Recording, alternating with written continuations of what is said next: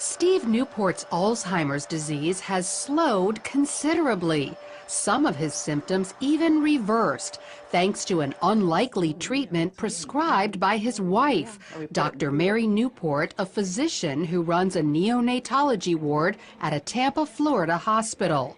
She became determined to help her husband after he failed the so-called Alzheimer's clock test.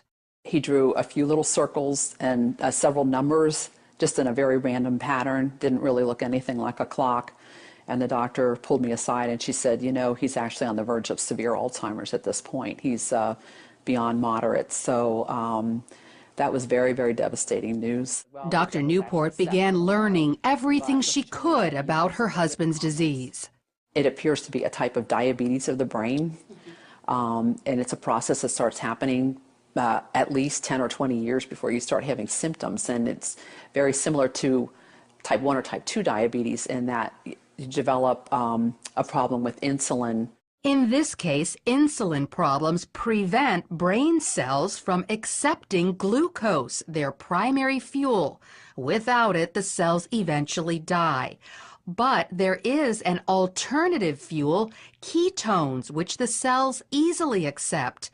Ketones are metabolized in the liver after you eat medium-chain triglycerides, which are found in coconut oil. So Dr. Newport added coconut oil to Steve's diet.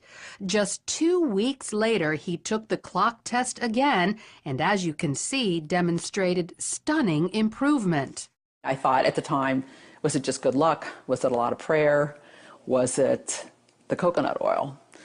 And I thought, well, we're going to keep the coconut oil going. Then 3 weeks later, he took the clock test a third time and continued to get better.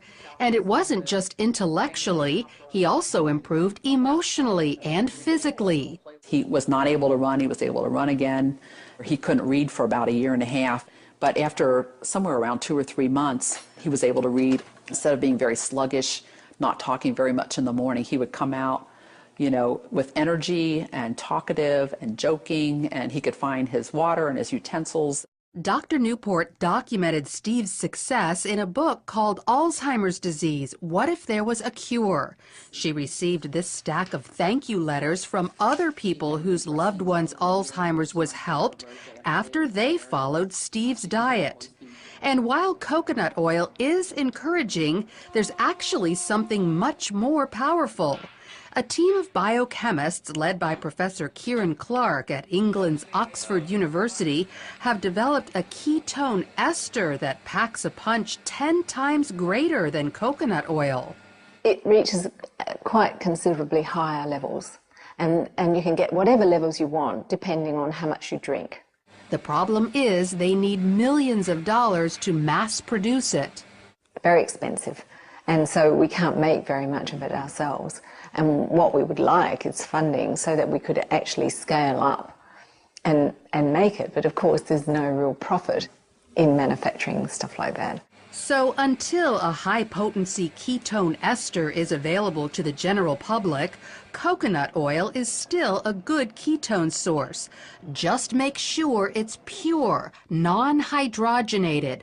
Avoid any hydrogenated oil, which is the same thing as dangerous trans fat. Many people avoid coconut oil because they think it's bad for them, but it's actually very healthy. Dr. Beverly Teeter is a researcher at the University of Maryland who specializes in dietary fats. She says years ago, coconut oil was criticized for raising cholesterol, but scientists have since learned there are 2 kinds of cholesterol, LDL, the bad kind, and HDL, which is very good for you and is the kind coconut oil raises. So they put out the message that it increased serum cholesterol, but the truth of the matter was it was helping the profile of the serum cholesterol.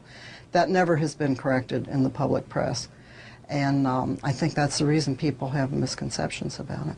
So not only does coconut oil improve your cholesterol levels, Dr. Teeter says the way it helps the brains of some Alzheimer's patients can be extended to people with Parkinson's disease, ALS, epilepsy, dementia, even schizophrenia and autism.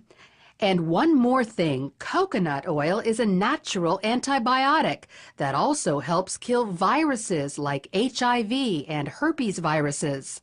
But the coconut oil tends to keep the bacteria down so that if you're assaulted with the virus, your immune system can concentrate on the virus. It doesn't have to concentrate on 27 other bacteria that you may have been exposed to that day. So consider coconut oil to improve your overall health and perhaps even go so far as to stave off life-threatening diseases. Oh, yeah, that's good. Lori Johnson, CBN News. Food a lot.